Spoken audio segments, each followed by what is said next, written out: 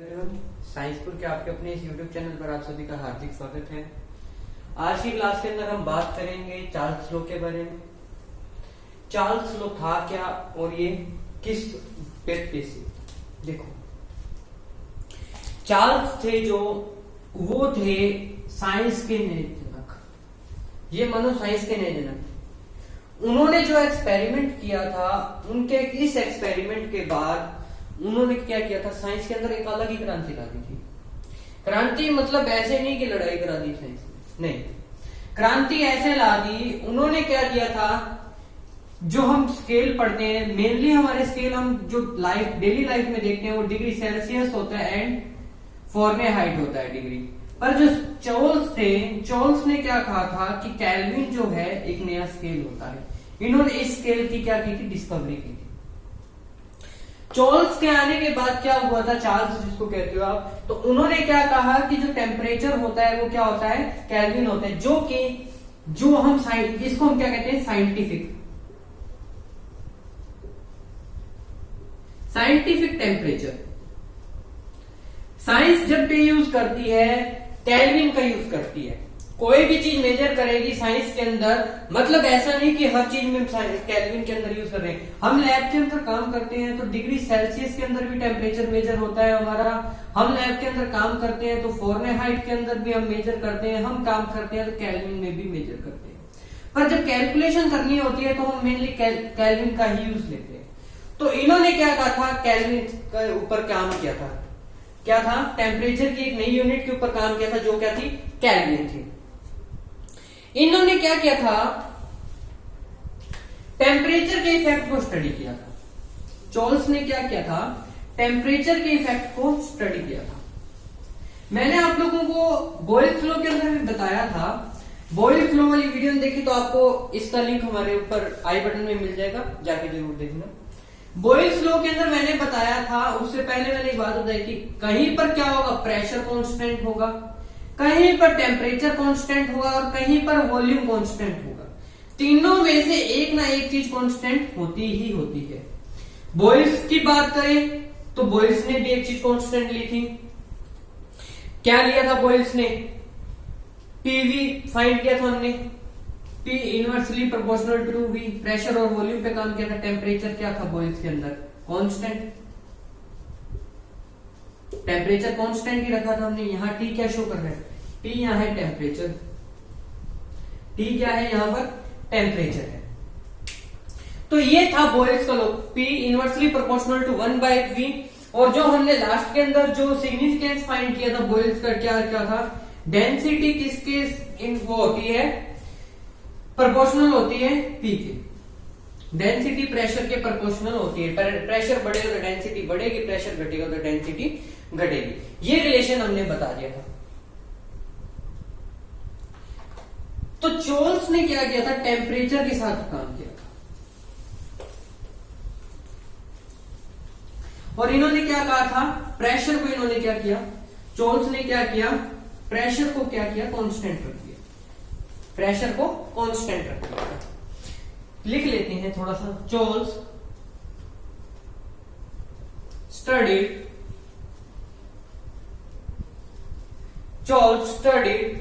on the effect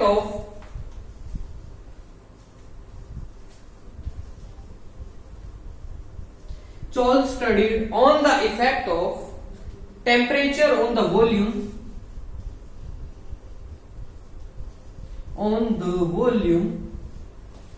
temperature on the volume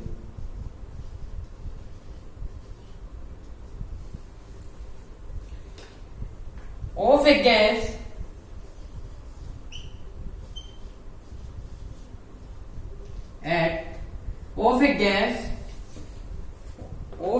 at constant pressure.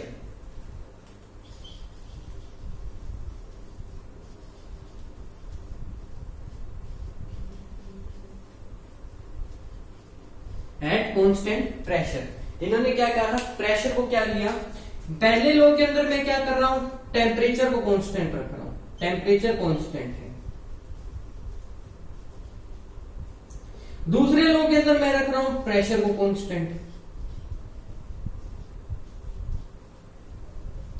तीसरे में मैं रखूंगा वॉल्यूम को कांस्टेंट।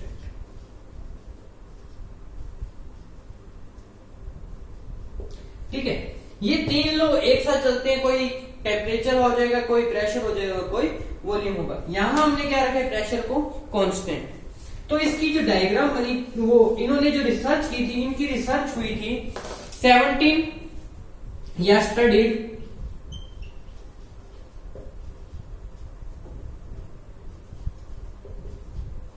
इन 1787 था। 1787 के अंदर इन्होंने क्या की थी, स्टडी की थी, एंड एक्सटेंडेड बाय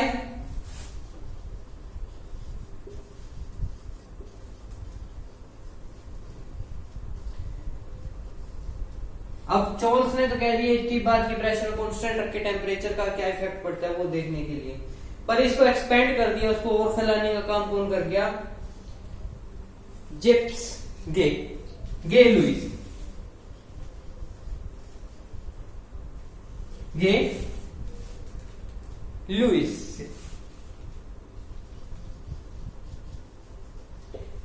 ने ये काम किया। ठीक है, कब किया था ये काम, 1802 के अंदर ये इन्होंने काम किया था। अकॉर्डिंग टू चार्ल्स लॉ क्या था, अकॉर्डिंग चार्ल्स के अकॉर्डिंग क्या था, देखो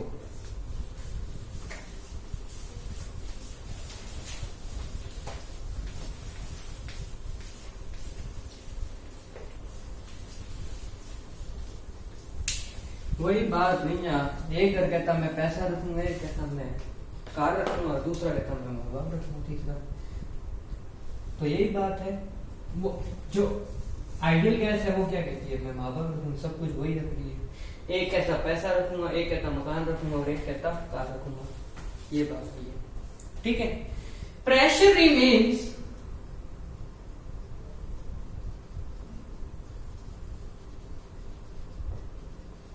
constant,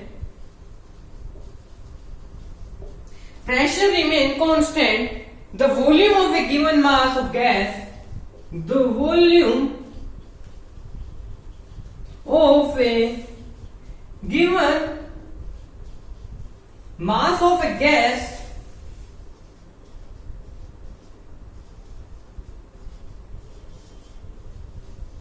volume of a given mass of a gas increase or decrease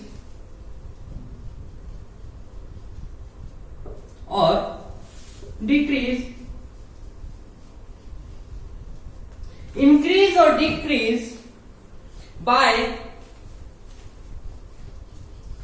1/273.15 of its volume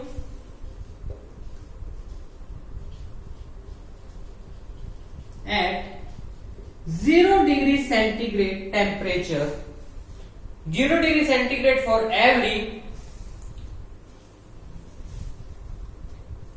at 0 degree centigrade for every 1 degree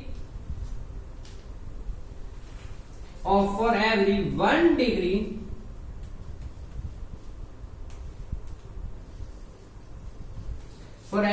degree containing contribute, मतलब क्या होगा, पर 1 डिग्री के लिए क्या होगा, 173.15 क्या होगा, पार्ट इंक्रीज होगा या डिक्रीज होगा।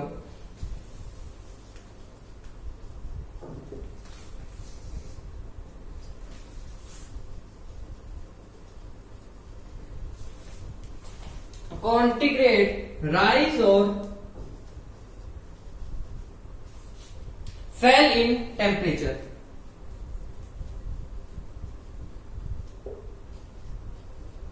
राइज और फेल इन टेम्परेचर, मतलब अगर बढ़ेगा भी तो 173.15 और घटेगा भी तो 173.15 एट कांस्टेंट प्रेशर। प्रेशर हमेशा क्या रहेगा इसका, कांस्टेंट रहेगा। समझते हैं इस फ्लो को कैसे हुआ ये। मैंने क्या लिया, एक कंटेनर लिया,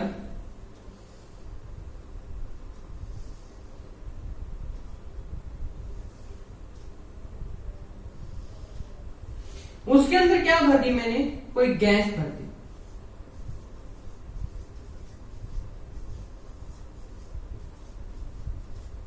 ठीक है, और यहां मैंने क्या लगा दिया, इसके साथ कोई पिस्टन लगा दिया।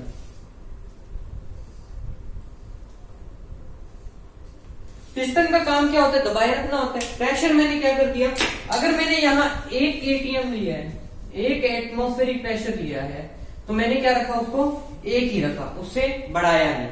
तो मैं क्या देखता हूं, जैसे ही मेरे को क्या करना होगा, इसको मैंने क्या किया, काफी छोटे छोटे पार्ट्स के अंदर डिवाइड कर लिया। अब देखो क्या कहते हैं, pressure remain constant, the volume of A given mass of A gas increase और डिक्रीज बाय 173.15। अगर ये कम भी होगा तो कितना होगा, 173.15 पार्ट होगा कम, या 173 होगा। और अगर क्या होगा, इंक्रीज भी होगा तो क्या होगा, 1/273 है, बाय 0.15 या 1/2। अब देखते हैं इसका मैथमेटिकली क्या कहता है। हमने क्या था, प्रेशर रिमेन कांस्टेंट, प्रेशर हमेशा क्या रहेगा, कांस्टेंट रहेगा। तो Vt इज इक्वल टू, और क्या होगा, 273.15 पार्ट होगा उसका, घटेगा भी और बढ़ेगा भी। तो देखो क्या होगा यहां पर, Vt is equal to V naught plus V naught upon में 273.15 इंटू टी। ये हो जाएगा या नहीं होगा, हो जाएगा। इसको मैंने इक्वेशन नंबर क्या दे दिया, 1 दे दिया। इसको मैंने क्या दे दिया, इक्वेशन नंबर 1 दे दिया। छोटा लिख लेते हैं, थोड़ा सा जगह की कमी है। ठीक है, अब क्या किया मैंने, V naught is constant, V naught is constant. तो V नॉट कांस्टेंट है, तो मैं क्या करूंगा, Vt is equal to V naught, क्या कर दूंगा मैं, 1 प्लस T अपॉन में 273.15। इसको मैं इक्वेशन नंबर 2 दे दूंगा। 1 और 2 मेरे पास आ चुकी है। अब मेरे को क्या करना है, इसका क्या करना है, take LCM, lowest common factor, यही होता है लोएस्ट कॉमन। ठीक है, तो क्या करेंगे, Vt is equal to V naught 273.15 plus T. ये क्या आ गई मेरे पास, इक्वेशन नंबर मेरी 3। यहां तक क्लियर हुआ, एलसीएम लिया यहां हमने और इसको यूं लिख दिया 273.15। ठीक है, फिर उसके बाद क्या देखता हूं मैं, यहां क्या है, V नॉट क्या है, volume of gas at 0 degree centigrade, ऊपर लिख देते हैं यहां, here V naught is equal to volume of gas at 0 degree centigrade, और Vt क्या है, वॉल्यूम ऑफ गैस एट कितने डिग्री सेंटीग्रेड पर है, T temperature, T degree centigrade. 1 हो सकता है, 2 हो सकता है, 3 हो सकता है, 5 हो सकता है, 10 हो सकता है, 20 हो सकता है, 50 हो सकता है, 100 हो सकता है, कुछ भी हो सकता है, नहीं हो सकता, आराम से होगा ना। यहां क्या है, V नॉट के 0 डिग्री सेंटीग्रेड पर है और Vt क्या है, T डिग्री सेंटीग्रेड पर है, मतलब जो भी टेम्परेचर होगा उससे 1, 2, 3 कुछ भी वैल्यू रखो। एग्जाम्पल के लिए देखूं मैं, यहां साइड में लिख रहा हूं मैं, एग्जाम्पल देखूं मैं इसके, तो क्या देखता हूं मैं, volume at 10 degree centigrade, volume at 10 degree centigrade. Volume में 10 डिग्री सेंटीग्रेड देखता हूं तो V naught Vt is equal to V naught यही होगा plus V naught into 10 upon में 273.15। ये क्या आ जाएगा यहां पर इसका टेम्परेचर आ जाएगा। फिर हम देखते हैं वॉल्यूम एट 1 डिग्री सेंटीग्रेड तो V naught plus V naught into 1/273.15 यही आएगा। फिर मैं देखता हूं इसके अंदर -20 के ऊपर -20 के ऊपर वॉल्यूम है -20 डिग्री सेंटीग्रेड तो क्या हो जाएगा -20 होगा तो क्या होगा वी नॉट प्लस की जगह क्या आ जाएगा यहां पर अब प्लस ही रहेगा वी नॉट प्लस सॉरी बेटा माइनस होगा यहां V naught minus V naught into 20 divide by 273.15 यही चीज होगी। अब मैं बात करता हूं 273 minus volume at -273.15 degree centigrade तो क्या हो जाएगा V naught minus V naught into 273.15 divide by 273.15 ये चीज होगी। तो ये कितना आ जाएगा इसको करेंगे कैलकुलेट करेंगे 273 क्यों कट हो गया माइनस से माइनस कट हो गया यहां बचा 1 वी नॉट हो गया 0 आ जाएगा यहाँ। अब 0 डिग्री पर हमें क्या दिया हुआ है उसके अकॉर्डिंग होगी यहाँ। अगर मेरे को यहाँ टेम्परेचर दिया हुआ है volume at 20 degree centigrade T temperature 20 था और वी नॉट क्या है 0 डिग्री पर कितना है वॉल्यूम। मान लीजिए मेरे पास वॉल्यूम है यहाँ पर volume of gas at 0 degree centigrade है मेरे पास 10 तो कर लेना 10 से 10 माइनस 200 आपका आंसर आ जाएगा। डिवाइड करते ही आपका आंसर आ जाएगा। पॉइंट्स के अंदर है कुछ भी है तो ये चीज क्या करने में की थी इन्होंने चॉल्स ने एक्सप्लेन की थी। ठीक है no temperature into kelvin is always in positive मतलब टेम्परेचर हमेशा क्या रहता है। एक बात याद रखना केल्विन स्केल एक ऐसा स्केल है जो क्या है जिसका टेम्परेचर के बहुत कम चांस होंगे जब नेगेटिव के अंदर रहेगा मतलब नेग्लिजिबल चांसेस हैं। सबसे अच्छा टेम्परेचर स्केल माना जाता है जो केल्विन स्केल को ही मानते हैं क्योंकि इसके अंदर नेगेटिव के अंदर जाने की जो चांसेस है वो क्या होते हैं बहुत ही कम होते हैं। ठीक है और ये याद रखिएगा जो टेम्परेचर होगा वो हमेशा किस में होगा केल्विन में होगा सेल्सियस में कभी नहीं होगा। तो so K is equal to 273.15 plus degree centigrade. अगर सेंटीग्रेड के अंदर दिया हुआ है तो मेरे को उसके अंदर क्या करना होगा केल्विन में चेंज करना होगा। कैसे केल्विन में चेंज होगा केल्विन इज इक्वल टू मेरे पास अगर 10 डिग्री टेम्परेचर 10 डिग्री सेल्सियस है मेरे पास यहाँ क्या है 10 डिग्री सेल्सियस है मेरे पास तो K is equal to 273.15 plus 10 degree centigrade के अंदर था तो ये हो जाएगा तो K इज इक्वल टू 283.15 ये क्या आ जाएगा टेम्परेचर मेरा स्केल आ जाएगा केल्विन में कन्वर्ट हो जाएगा। तो 3 नंबर इक्वेशन जो है मेरी अब इसके आगे बात करते हैं। ठीक है from equation number 3 from equation number 3 equation number 3 से क्या होता है Vt is equal to V naught Vt is equal to V naught 273.15 plus T divided by 273.15 यही आ रहा है। ये मेरी इक्वेशन आई थी तो ये मेरी इक्वेशन क्या है इक्वेशन नंबर ये मेरी क्या है यहां याद रखिएगा ये 3 नंबर इक्वेशन कौन सी इक्वेशन है ये 3 number equation put T upon में 273 टेम्परेचर T अपॉन में 273.15 यहां तक आ चुका है मेरे पास। इसको मैं इक्वेशन नंबर नहीं दे रहा कोई भी।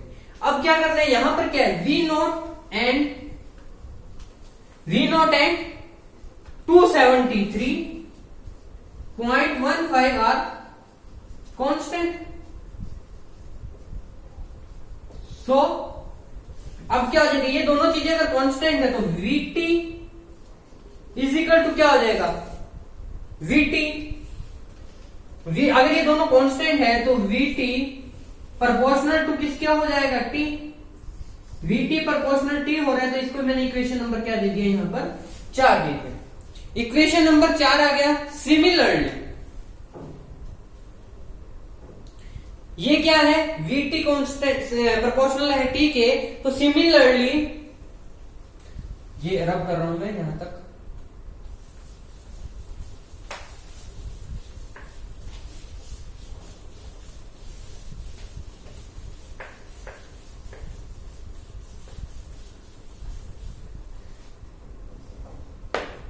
सिमिलरली मैं क्या लिख सकता हूं, V इज इक्वल टू क्या है, V प्रोपोर्शनल किसके है, ठीक है। मैंने इसको इक्वेशन नंबर क्या दे दिया, मेरा 5 दे दिया। V प्रोपोर्शनल है किसके, T के, इक्वेशन नंबर 5। ये क्या है, ये क्या है, चार्ल्स लो। ये क्या है, यहां पर चार्ल्स लो है। तो यहां अगर मैं प्रोपोर्शनल का साइन हटाता हूं तो एक कांस्टेंट आता है, वो क्या होता है, के। तो V इज इक्वल टू के टी। ये मेरी इक्वेशन नंबर 6 होगी। V इज इक्वल टू के टी, हियर के is equal to constant.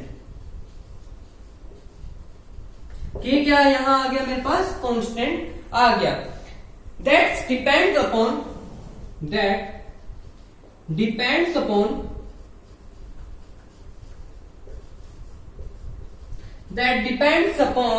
the amount of gas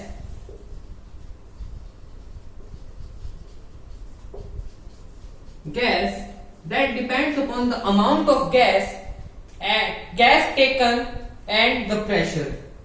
Gas taken and the pressure. ये क्या करता है, प्रेशर के ऊपर। So this relation give the another difference of Charles law definition. So this relation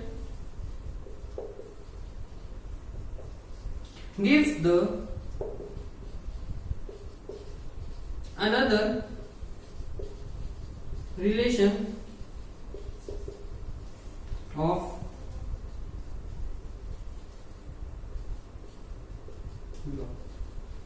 इन्होंने क्या कर दिया थे, अनदर रिलेशन दे दिया। तो वो रिलेशन क्या था, अब उसको देखते हैं। इन्होंने क्या था, pressure remain constant the volume of A given mass of A gas. जब प्रेशर कांस्टेंट होगा, हमेशा क्या होता है, कांस्टेंट होता है। वो जो वॉल्यूम था किसका, गिवन मास ऑफ जितनी गैस दी हुई है, is directly proportional to its temperature in kelvin, is directly proportional to its temperature in kelvin. तो मैंने क्या लिखा था, फ्रॉम इक्वेशन नंबर 5 यहां करते हैं।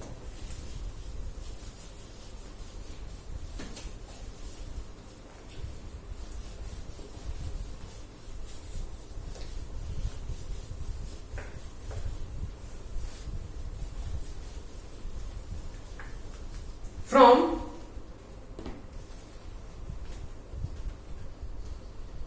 इक्वेशन नंबर 5, इक्वेशन 5 से मैं क्या देखता हूं अब, तो मैंने क्या लिखा था, V प्रोपोर्शनल डायरेक्ट वो प्रोपोर्शनल है, ठीक है। ये इक्वेशन नंबर मेरी 5 थी।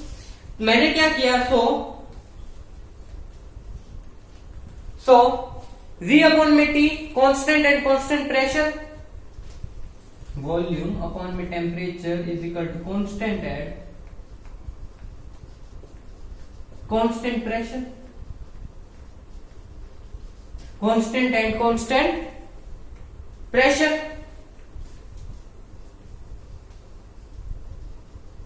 कांस्टेंट एंड कांस्टेंट प्रेशर, ठीक है। अब इसके बाद क्या हुआ, जो टेम्परेचर है वो क्या है, कांस्टेंट, वॉल्यूम अपॉन में टाइम, वो टेम्परेचर है किसके कांस्टेंट है, कांस्टेंट एंड कांस्टेंट टेम्परेचर के बराबर होता है, ठीक है। तो फिर क्या होता है, thus if V1 is the volume of A gas at constant temperature P। अगर V1 क्या है यहाँ पर, वॉल्यूम ऑफ ए गैस है, यहाँ याद रखिएगा किसके ऊपर, कांस्टेंट प्रेशर P पर, ठीक है। Volume of A gas at constant temperature T1। V1 is the volume of a gas at constant temperature T1 and V2 is equal to volume of a gas at constant temperature T2।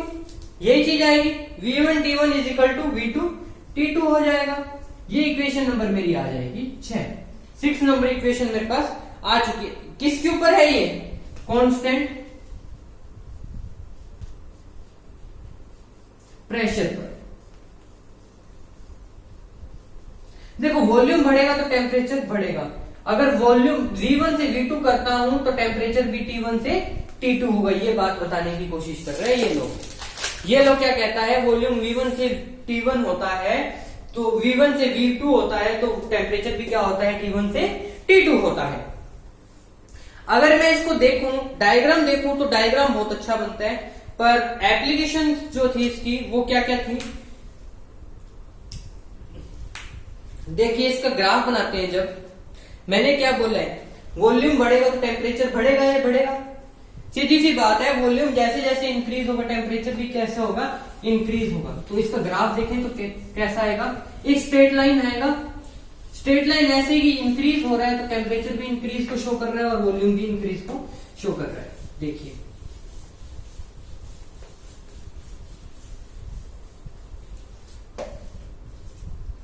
तो कैसा आ जाएगा, ये आ गया मेरा graph, volume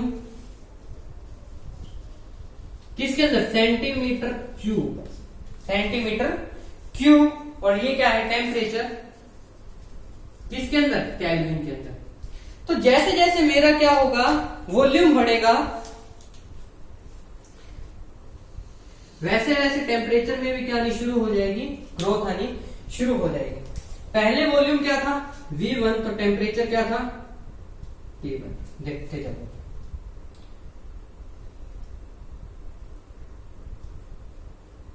ये क्या है, T1। फिर वॉल्यूम मेरा क्या हुआ, V2। फिर मेरा वॉल्यूम क्या हुआ, V2, तो मेरा टेम्परेचर भी क्या हो गया, T2।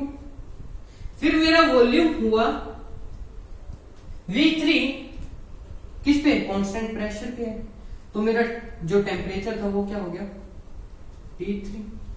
मेरा वॉल्यूम हुआ V4, तो मेरा टेम्परेचर भी क्या हो जाएगा, T4। मेरा वॉल्यूम हुआ V5, टेम्परेचर T5। ऐसे आगे तक चलता जाता है। एप्लीकेशन क्या था इनका, air expand on heating and hence its density decrease. क्या होता है, जैसे ही हम क्या करते हैं, कोई चीज गैस है या एयर है, उसको क्या करते हैं, गर्म करते हैं, तो वो क्या होनी शुरू हो जाती है, एक्सपेंड होनी शुरू हो जाती है, फैलनी शुरू हो जाती है। दस hot air is greater than atmospheric air. देखो आप लोगों ने कभी भी याद रखना, जो मतलब क्या होती है, मतलब हॉट एयर है, जब बैलून उड़ता है तो उसके अंदर हॉट एयर इसलिए डाली जाती है, जो बड़े वाला उड़ने वाला बैलून होता है, क्योंकि हॉट एयर क्या होती है, हॉट एयर का जो वेट होता है वो क्या होता है, लाइट होता है। वेट क्या होता है उसका, लाइट होता है, मतलब वो हॉट एयर क्या होती है, डेंसिटी क्या होती है, कम होती है। और जो एटमॉस्फेरिक एयर होती है, सिंपल एयर जिसको कहते हैं हम, वो क्या होती है, हैवी। तो इसीलिए क्या करते हैं हम लोग, किसका यूज करते हैं, हॉट एयर का यूज करते हैं। This fact is made use of the feline hot air in the balloons which rise up for the,